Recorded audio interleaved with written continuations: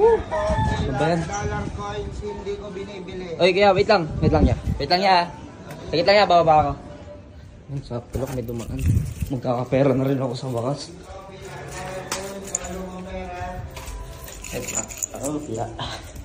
Ginto, pillar, dollar coins, mga lumang pera, hindi ko binibili. Nagbebenta ka nito ya? Ay, bumibili ka nito ya? Hindi ako bumibili nga ng ganyan. Ano ba yung sinisigaw mo? Hindi, sumisigaw lang ako ng ginto, dollar, pillar, coins, lumang pera, tubog na ginto, hindi ko binibili. Ba't pwede mo naman hindi sabihin na hindi ka bumibili nito ha? Akala ko nagbebenta ka, ay bumibili ka tuloy. Hindi. Ano kasi para alam din ng tao na hindi ako bumibili. O kaya nga, pwede mo naman na hindi isigaw. Kaya nga, para nga malaman ng iba na hindi ako bumibili. Hindi ako bumibili ng... Bumaba pa ako, nag-report pa ako, kinuha ko pa tong ano ko. Ayun o. Ano White gold yan. White gold? Oo. Tingnan mo. Pati white gold, hindi ko binibili. Nagsisigaw lang ako dito para malaman ng tao na hindi ako bumibili. Kasi di ba karamihan sa tao na nagaganto ginto, pilak, dollar, coins, lumang pera, tubog na ginto, binibili. Pwede mo naman, ayun katulad na, naglalakad lang. O ayan o. Pwede mo naman hindi sabihin na ganun eh. Kaya ganun gusto ko eh, parang para bago eh. Oh, kuya, baka meron kayo diyang lumang coins, lumang meron. tubog na ginto, meron. Saka lumang pera. Meron. Meron po? Hindi ko po binibili. Napipeke mo ako eh. Nag-effort pa ako, bumaba pa ako ng hagdan oh. Kinuha ko pa to. Pwedeng gawin ito, pinapakinggan mo ako.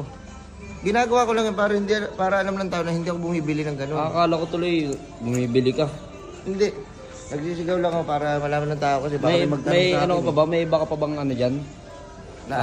Baka may inaalok ka pa na iba? Ay, meron. Gumagawa ang plano. Ayun, gumagawa ang plano. Gumagawa po ang plano. Kahit ayun, totoo na yan. Ano ba plano mo sa buhay? May plano ka ba sa buhay? Meron. Ano? Mag-aaral kasi ako eh. O sige, gawa natin ang plano yan.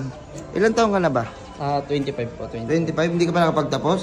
Papasok ka pa. Sorry. Pag-usapan natin yung plano? Gumagawang plano. Gumagawang plano pala talaga. Baka pasok ako saglit. Pasok. Gumagawa ng mga bagay na hindi na naaayos, na sira na talaga, gagawin ko yan. Oh shit!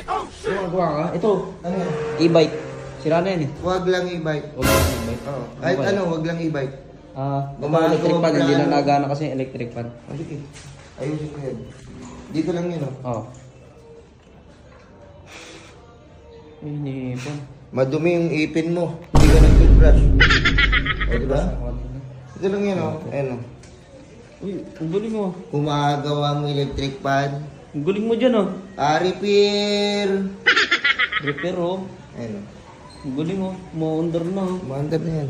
Magaling ako dyan. Gumagawa ang plano.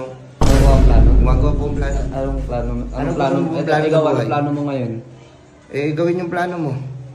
Gawin yung plano ko? Oo. Usap tayo? Baka meron ka dyan mga ginto, silver, mga tubog na ginto, mga dollar. Ito Hindi ko binibili kasi yan eh. Hindi ko binibili. Sinabi mo pa.